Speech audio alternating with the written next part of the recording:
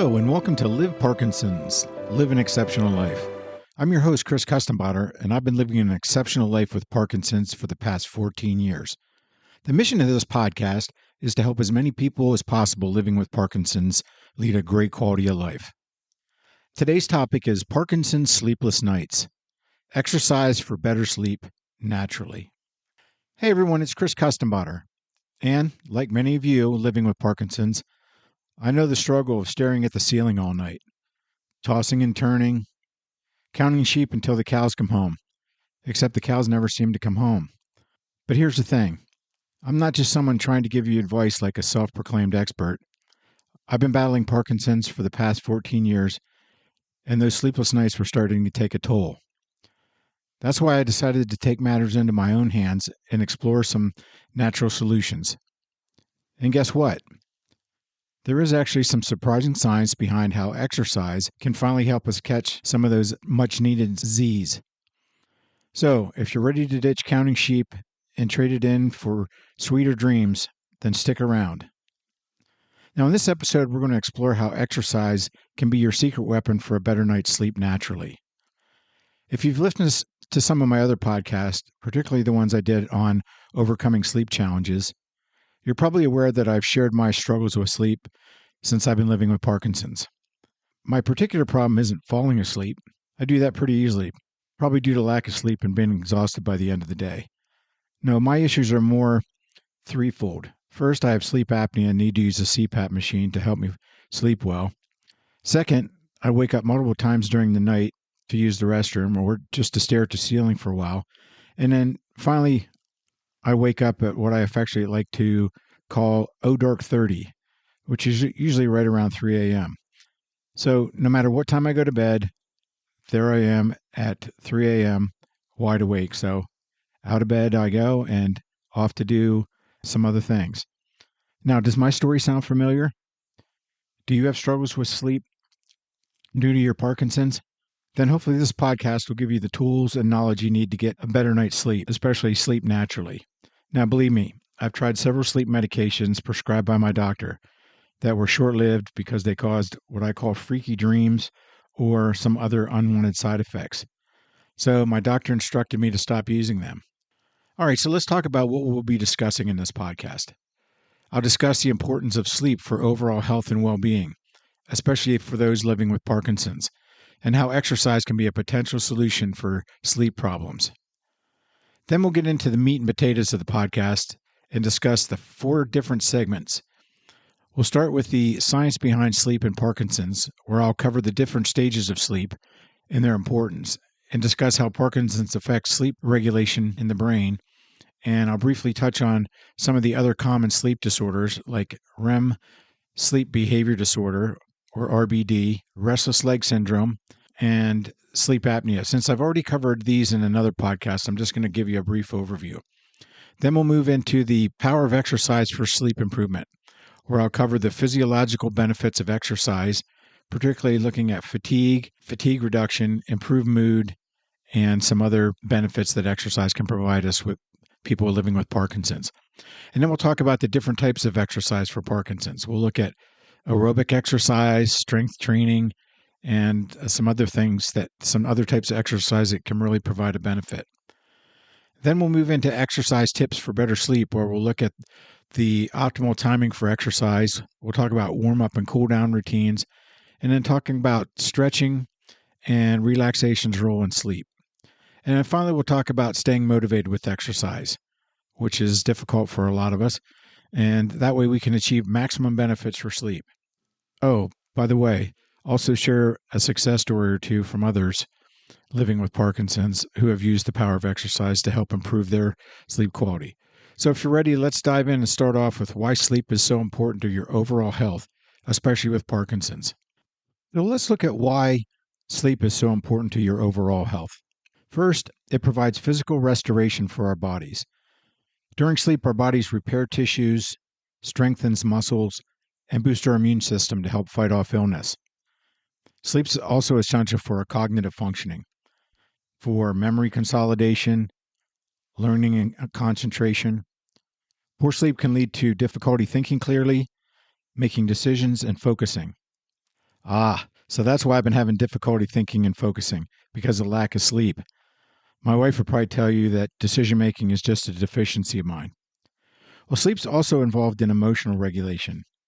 As most of you probably know, sleep deprivation can exacerbate emotional swings like anxiety and depression. I know most of us probably get irritable when we're very tired or become anxious when we don't get enough sleep. Good sleep helps regulate our mood and promote emotional stability. And then hormone regulation. Sleep plays a vital role in regulating our hormones that control hunger, metabolism, and our energy levels. Now, one of the things I've really struggled with since having Parkinson's is my weight. I've been struggling to lose weight, and I believe one of the main reasons is lack of sleep, which can have an impact on two of the hormones involved in hunger, ghrelin and leptin, and they control hunger and fullness. So sometimes I eat when I'm not hungry, or I eat very early in the morning, and I think it's because sleep is affecting these hormones. Now, it's not the only reason, but I believe it's a contributing factor. All right, now that we've looked at the general importance of sleep, let's talk about why sleep's so important for people living with Parkinson's. First, getting good quality and quantity sleep can help manage our symptoms. Sleep deprivation can worsen Parkinson's symptoms like tremor, rigidity, and slowness. Now, I don't know about you, but I know when I'm very tired, my tremors are a lot worse than they are if I get a better night's sleep. So getting enough sleep can help us manage these symptoms. Second, mental health. As I've discussed earlier, sleep deprivation can worsen anxiety and depression, which are common in people with Parkinson's. Now, a good night's sleep helps promote emotional resilience and can help us manage both our anxiety and depression. And then finally, one that I think most people with Parkinson's worry about, it, at least in the back of their mind, is cognitive decline. And sleep problems have been linked to an increased risk of cognitive decline and dementia. So again, this can be especially worrisome for people with Parkinson's because they're already at higher risk. So in a nutshell, sleep is very important for our overall health and well-being, but it's very important for people living with Parkinson's. All right, now that we understand the importance of sleep, let's quickly discuss how exercise can be a potential solution for sleep issues. Now, I'm only going to briefly touch on it here because we're going to discuss exercise in a lot more detail later on. But exercise can be a solution for sleep for several reasons. First is physical fatigue. Now, you're probably thinking, how can physical fatigue be a good thing? Well, I'm glad you asked. Exercises uses stored energies leading to a healthy fatigue. And it's that healthy fatigue that can promote better sleep onset. So it's not fatigue to exhaustion. It's a healthy fatigue from, hey, I've used up some of my energy stores. I'm more tired, and that can help promote a better night's sleep. Second, physical activity is a natural stress reliever, which can help you calm your mind and body for full sleep. Exercise can improve your mood because it helps release endorphins, the natural feel-good chemicals that have mood-boosting effects and can help fight off sleep problems caused by anxiety or depression. You might have heard people talk about the runner's high, and that's because they're releasing those endorphins or the natural feel-good chemicals.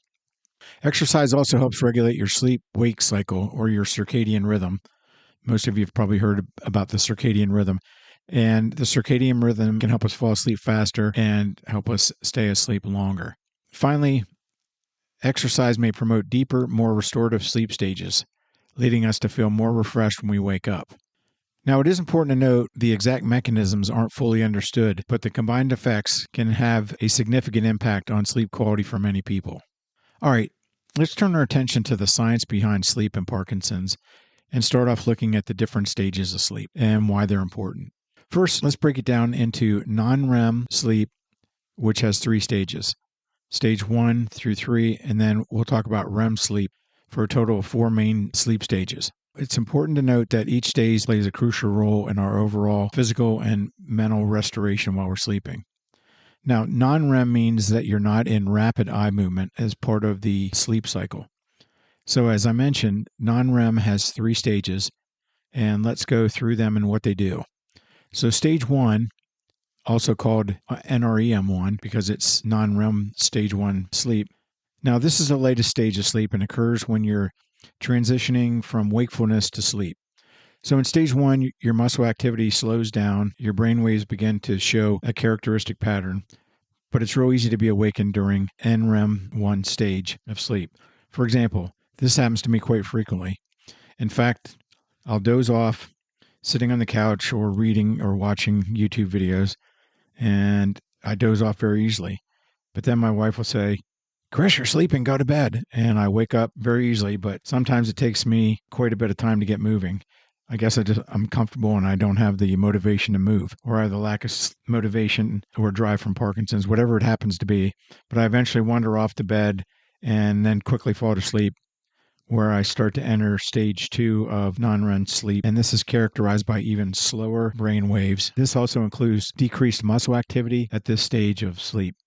Now, your heart rate and your breathing slow down even further. The final stage of non-REM sleep, which is stage 3, and that's the deepest stage of sleep.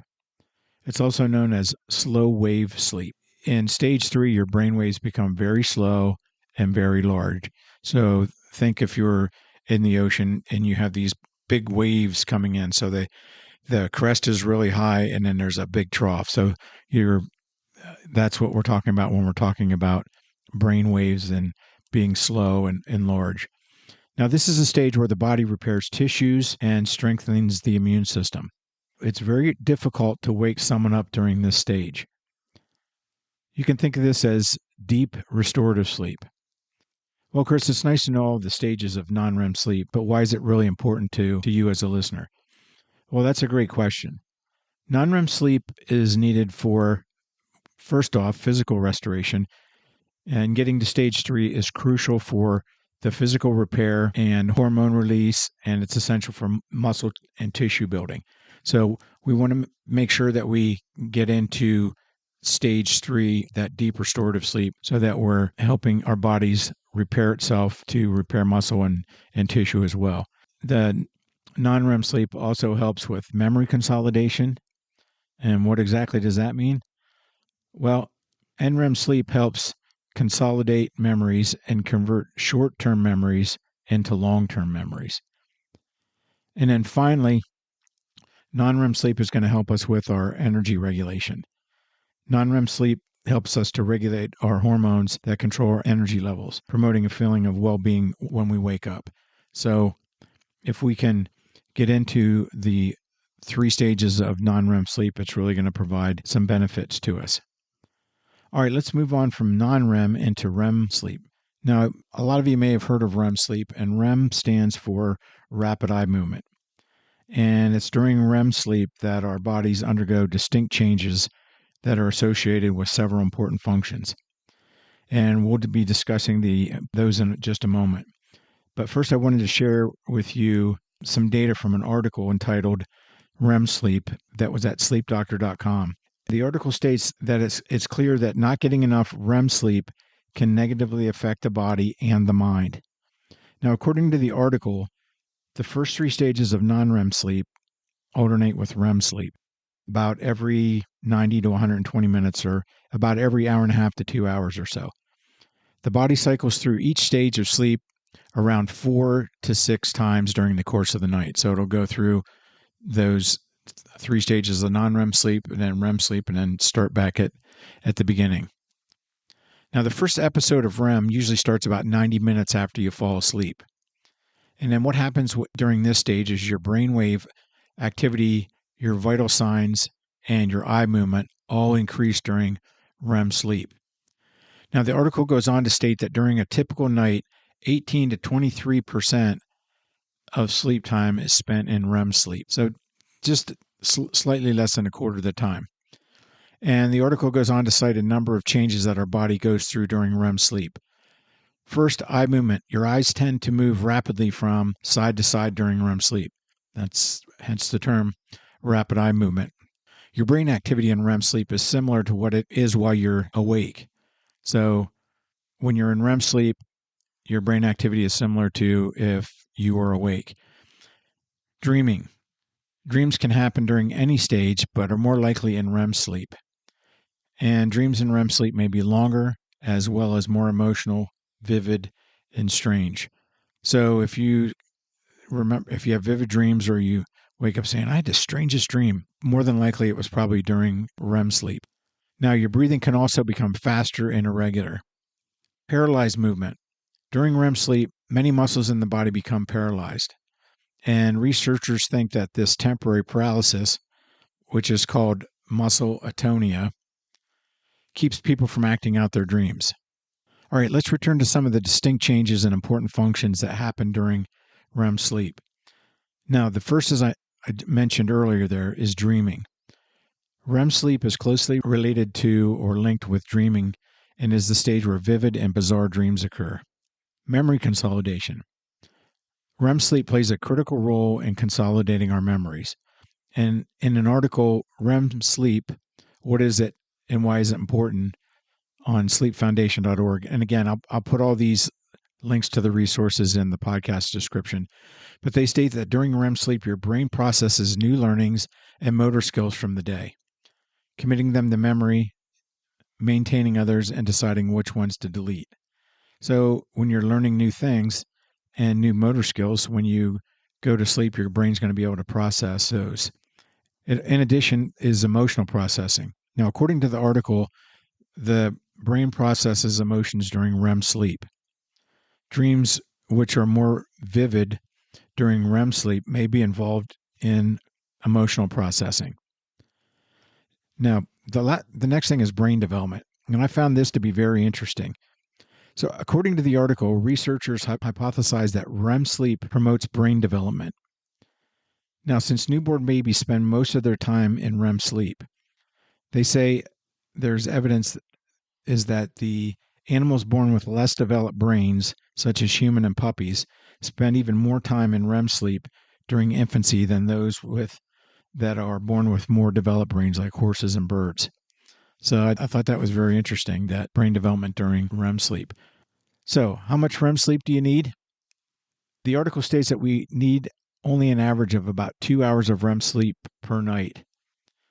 Now, I mentioned earlier that during REM sleep, your brain sends signals to relax your muscles, leading to what they call muscle atonia, where your body is paralyzed, so you remain still during REM sleep. Now, according to an article, it's called Isolated Sleep Paralysis Information from MountSinai.org in New York. They discuss that if you wake suddenly from REM sleep, but your body remains in REM mode and can't move, they state that you might feel temporarily paralyzed. Now, I want to share my story in the event that any of you experience the same issue. There's been a number of times that I was lying in bed, especially if I was lying on my back, and I thought I was awake, but I must have been sleeping, and I woke up. But when I woke up, I was unable to move my arms and legs, and I found it very hard to breathe. It was a very scary feeling because you're laying there in bed, you can't move, and you're finding it difficult to breathe, and you're thinking, "Oh my gosh, what's going on here?" And then I remember one episode where I was actually calling out to my wife to help me because I felt like I couldn't breathe and I couldn't move, and because it came out as like a really light whisper, she thought I was kidding. Luckily, the episodes only last 30 seconds to a minute, but it feels so much longer. Now, I don't know if any of you have experienced it, but the Mount Sinai article states that if this occurs, try some of these waking strategies. Start with small movements in your fingers and toes to try to prompt your body into full consciousness, because once it's in full consciousness, then the paralysis is going to go away. And then try to take deep breaths. If you feel pressure on your chest, focus on taking deep breaths and try to stay calm until you're fully awake. And then ask for help. They say consider sharing your experience with someone so they can assist you during these episodes. And the authors state that sleep paralysis isn't physically harmful, but it can be overwhelming. And I can speak to that personally. It's a scary feeling. You're laying there with your eyes are open and you're having difficulty breathing and you can't move, and you're thinking, oh my gosh, how long is this going to last? What's going on here?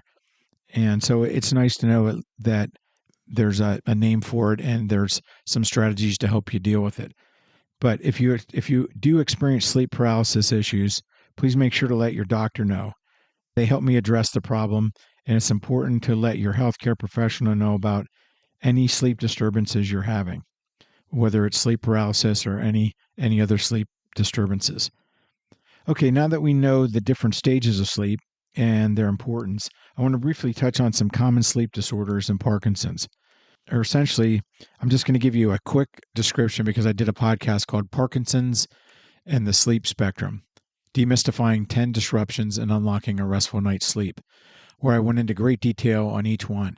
So if you want more information, go back and listen to that podcast because I really go into a lot of detail on 10 of the different sleep disruptions. So let's start with REM sleep behavior disorder, or RBD. And some of you may have heard about this, but RBD is a sleep disorder where individuals physically act out their dreams during REM sleep. So they may kick, flail, and wheel their arms or talk. I remember having a couple of these episodes where I was having a dream and somebody was coming and I would kick in my sleep or punch or whatever it happened to be based on what the dream was. So a lot of times the symptoms include vivid dreams. So if you're having a vivid dream, you may act it out. Now, restless leg syndrome is another one. Now, many of you may have seen commercials on TV about restless leg syndrome. So what is it? Restless leg syndrome, it causes an irresistible urge to move your legs, and it's often accompanied by uncomfortable sensation. So it could be symptoms of your legs feel restless. Some people report that their legs are throbbing.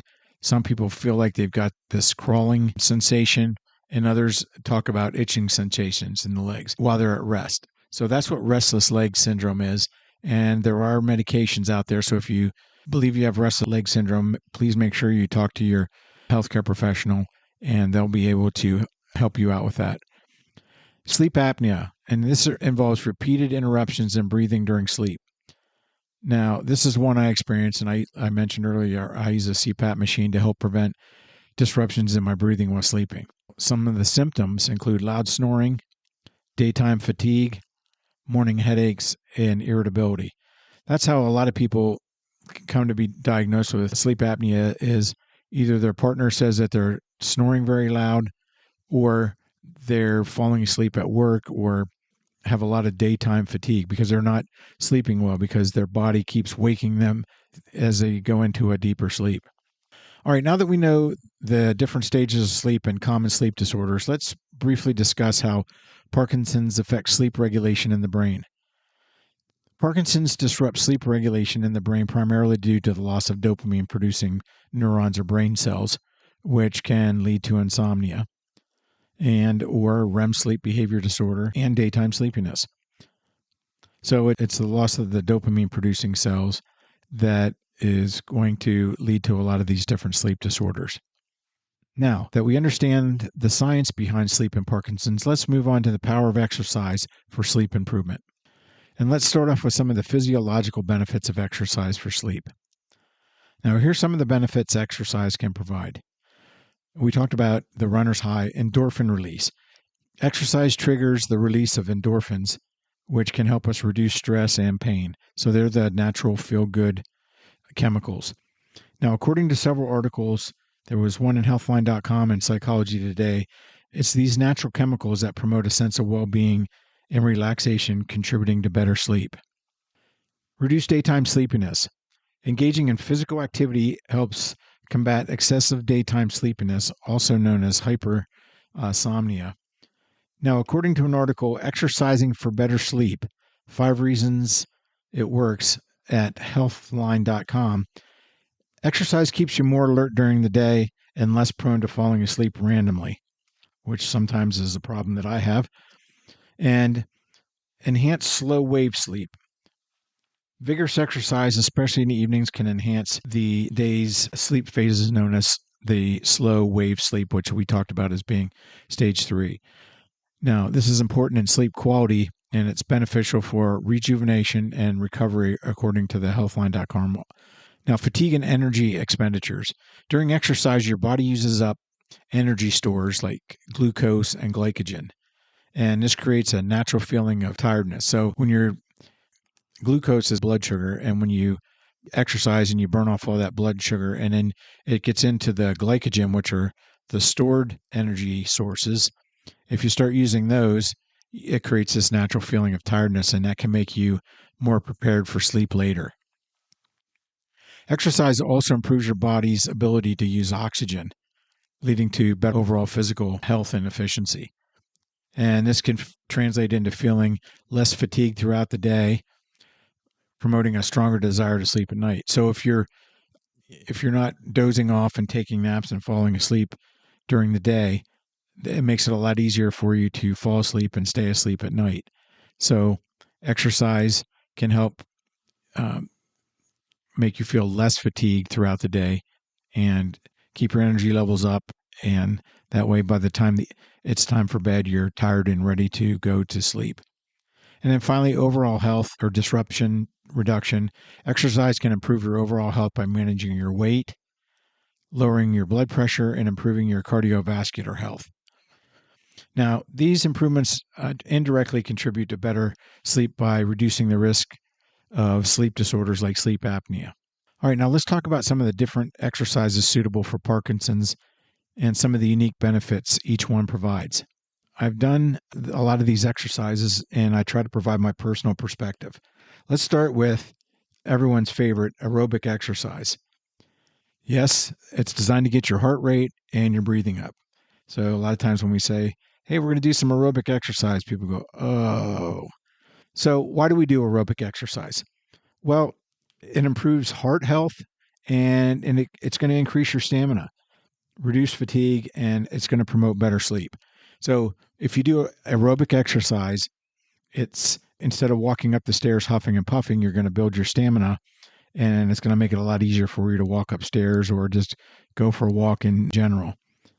And it's also because it reduces fatigue. It's going to help you promote better sleep and sleep better at night. All great things, if I'm not mistaken, right? All right, examples of aerobic exercise include brisk walking, swimming, cycling. You can do a stationary bike, and try to do these at a moderate intensity for at least 30 minutes several times a week. Now, I like to walk every day, but I also take a spin class once a week, and I swim 2 to 3 times a week. So I try to mix up my aerobic activities. And just as a little side story on how aerobic exercise can benefit you, I have 2 friends in spin class, Bob, who's 87, and his wife, Pat, who's 84. They take the spin class 3 times a week, Monday, Wednesday, Friday, and they keep up with people in the class, most of whom are in their early 60s and early 70s. So it just goes to show you how exercise can keep you active as you get older. Now, let's move on to strength training.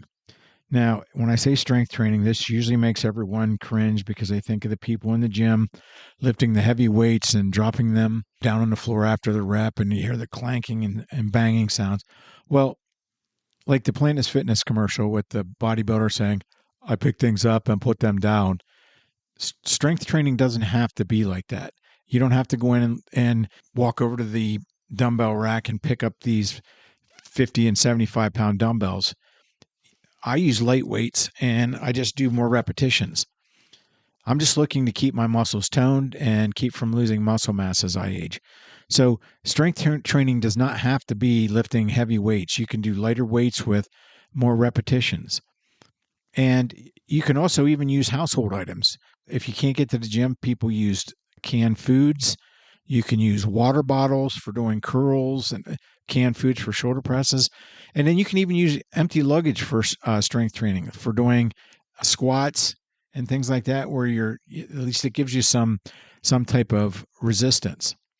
Now, the benefits for Parkinson's is that it helps build muscle strength and endurance, and it's going to help improve your balance and coordination and help you manage your tremors. And one of the other benefits that most people don't think about, as we age, we a lot of times lose our bone density. We've all heard of osteoporosis. Exercise can help us increase our bone mineral density. Now, some examples of strength training, as I mentioned, what I do is I do light weightlifting with free weights. And there's a lot of places you can either go to the gym, or if you don't want to go to the gym, there's a lot of places that sell 1, 2, and 5-pound dumbbells relatively inexpensively. You can use those, and get a great strength training workout. You can use resistance bands, and also body weight exercises are great as well, like lunges and squats. Nobody loves doing them. Nobody says, "Oh, I love doing squats," or "Hey, can we go do 20 lunges?" I don't hear people doing that very often, but it's a great exercise. Now, you want to shoot for 2 to 3 sessions a week using proper form, because if you're not using proper form, you can get injured, and you don't want to do that. So ask your healthcare professional or a certified personal trainer for help designing a strength training program that's designed to your specific needs. Now, moving on to balance and coordination exercises. I do these every day for about 10 minutes to help me with my balance. Now, I've been doing these for several years and really seen a dramatic improvement in my balance. And you do get some great balance workouts by taking Tai Chi and yoga, or some of the yoga type classes, like I mentioned earlier, Soul Fusion. And exercises like heel to toe walking or standing on a single leg, those type of exercises are great for your balance. Now, I have a free resource on liveparkinsons.com called 9 Balance Exercises to Improve Your Balance if you want to check it out. Now, balance exercises are going to both help improve your balance and help reduce the risk of falls, which, as we know, is a major concern in people with Parkinson's. And then flexibility and stretching, they're also very important. I do them every morning because one of the things that helps me do is get moving and helps me reduce the stiffness and rigidity that goes along with Parkinson's. Now, the reason that flexibility and stretching are important is that they improve your range of motion. Now, remember, Parkinson's causes everything to want to pull inward, like your chest muscles start to go in, and when they start to go in, it causes the rounding, hunched shoulders that you see. So it's important to maintain that range of motion, and it helps reduce stiffness and may alleviate actually some of your pain associated with Parkinson's. Some examples include gentle yoga stretches, Pilates, and they can all be modified to your needs as well. And daily stretching routine focusing on large muscle groups is another way to get good stretching and flexibility. And again, ask your healthcare professional for guidance that are focused based on your specific needs. And then finally, dancing. You're saying, what? What are you talking about? Dancing is another great option because it combines both aerobic exercise with balance and coordination challenges. And it can be a fun social activity. Now, I've got 2 left feet, so I'm not the greatest dancer, but there's some dance classes that are specifically designed for Parkinson's. But another option you might want to consider is ballroom dancing. It's a great way to help work on your balance and coordination as well. Now, again, it's important to consult your doctor before starting any new exercise program, especially if you have limitations or concerns related to your Parkinson's. Now, one of the things I want to stress, and I've talked about this in some of my other podcasts on specifically on exercise, but remember to select activities that you enjoy so that you stay consistent and get the benefits. Because if you don't enjoy it, you're not going to do it. So if you say, I'm going to start running, or I'm going to cycle 3 times a week, but you don't enjoy it, you might do it 1 or 2 days, and then pretty soon you're not going to do it because you don't enjoy it. So remember to select those activities that you like to do and do them on a consistent basis. And then start slowly and gradually until you build up both your fitness and your endurance. A lot of people, they want to go to the gym or work out at home, and they just want to go crazy right off the beginning. And then they're so sore and can barely move that they say, this isn't for me, and they give it up. So start out gradually and just, build into it. So if you want to get into walking, let's say for a National Parkinson's Walk, and you're just starting out, maybe you walk for 15 minutes for the first week. Then the next week you add 5 more minutes on, and then 5 more minutes on. And then within the month, you're walking for 40 to 45 minutes. So start out small and then build up. All right, now let's talk about some exercise tips for better sleep. The first one is timing is key. You want to avoid vigorous exercises close to bedtime. Exercise is going to help promote sleep, but try to avoid strenuous activities 2 to 3 hours before you go to bed, because that can stimulate your body and make it harder to fall asleep. So I couldn't go to the gym at 8 o'clock and then, have a great workout and then come back and then try to go to bed because I'll be wide awake. It's like kind of like driving home and it's dark and you're tired, and then as soon as you go to get in bed, then you're wide awake.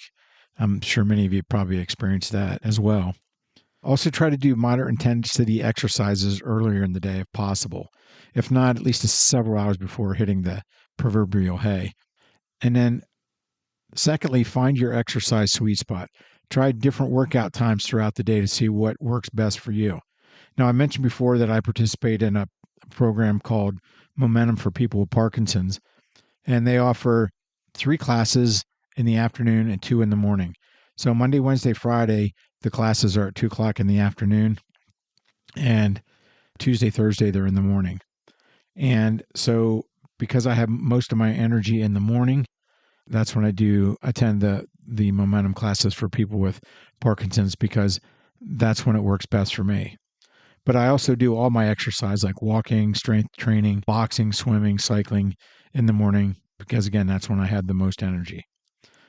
And then you want to focus on consistency.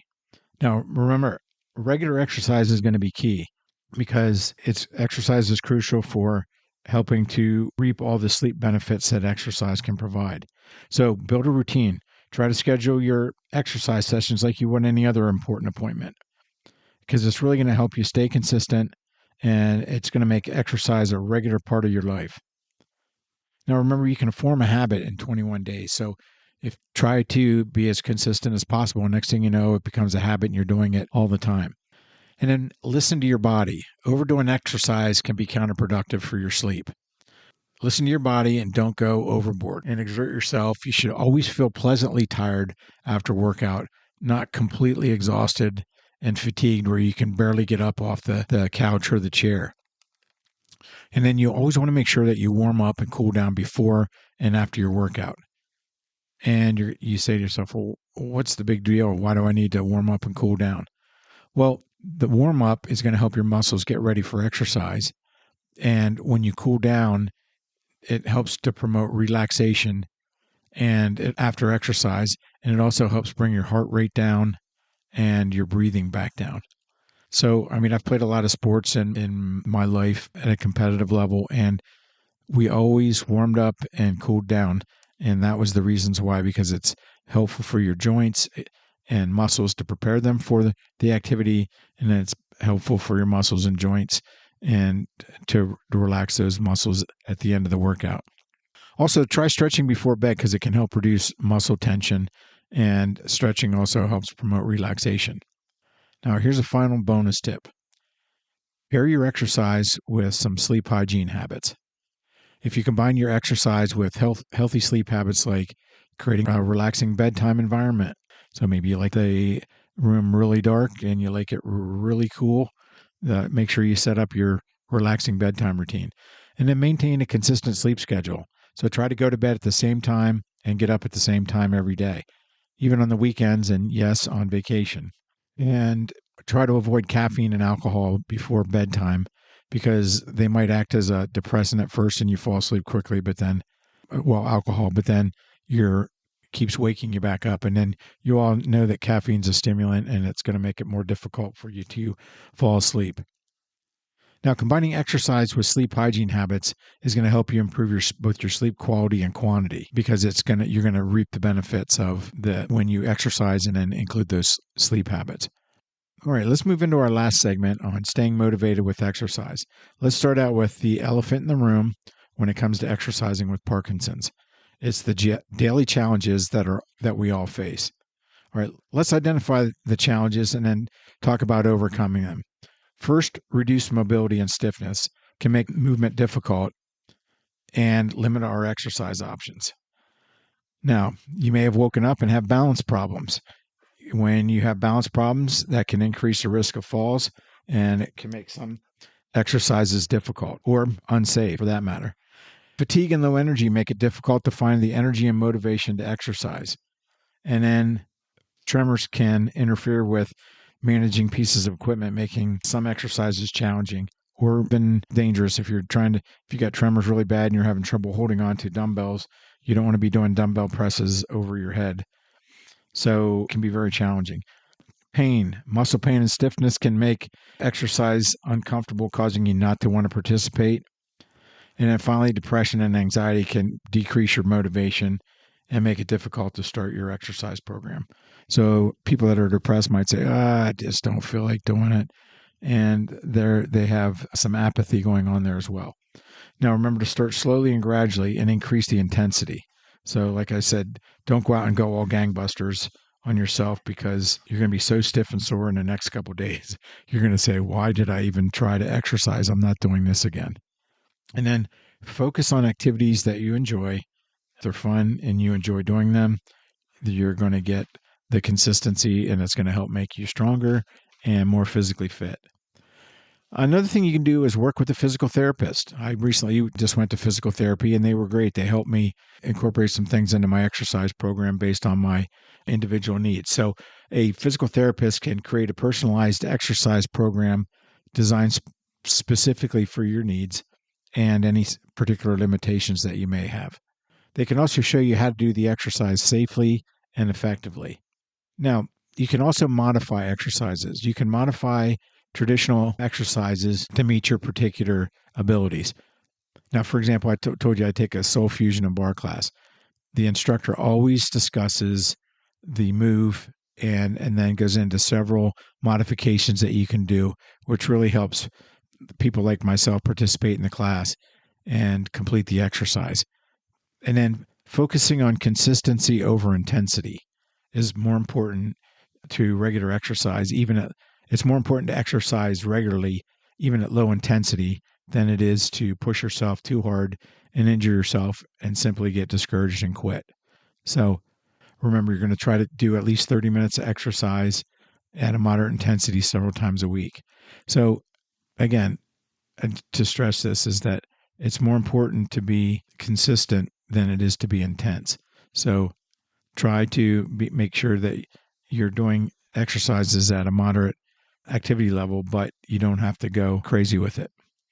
And then finally, find an exercise buddy, because they can both help motivate you and keep you accountable. All right, everyone, that's all the time we have for today's episode. Remember, a good night's sleep is within your reach, even if you're living with Parkinson's. Now, if you include regular exercise in your routine, you can naturally improve your sleep quality, boost your mood, and manage your symptoms more effectively. Have you found exercise to be helpful for your sleep with Parkinson's? If so, share your tips and other comments, and so that we can build a supportive community and help each other get the rest that we need. If you could go to fanlist.com/live Parkinson's life, and I'll put that in the description, and just provide your comments and success stories so everybody else can see them and hopefully learn from each other. I'd love to hear from you. Now remember, Parkinson's doesn't have to steal your sleep quality of life. By prioritizing healthy habits like exercise, you can take control and regain those restful nights. Now, before I close, I would just ask that you will visit liveparkinsons.com and sign up for the free monthly newsletter. I try to sock it full of a lot of information that you can use to help you improve your quality of life. There's usually a spotlight topic on exercise, nutrition, motivation and optimism, and social interaction and community. Then I share the latest research and clinical studies that are going on, any new approved medications, and I also write some blog articles on there. So if you get a chance, check those out, and I would love to hear any comments or suggestions that you might have. There's additional resources on there that can help you in your daily life and on your Parkinson's journey. So thanks again for listening. I really appreciate you taking the time to listen to this podcast, and I hope you have a spectacular day. Thanks again.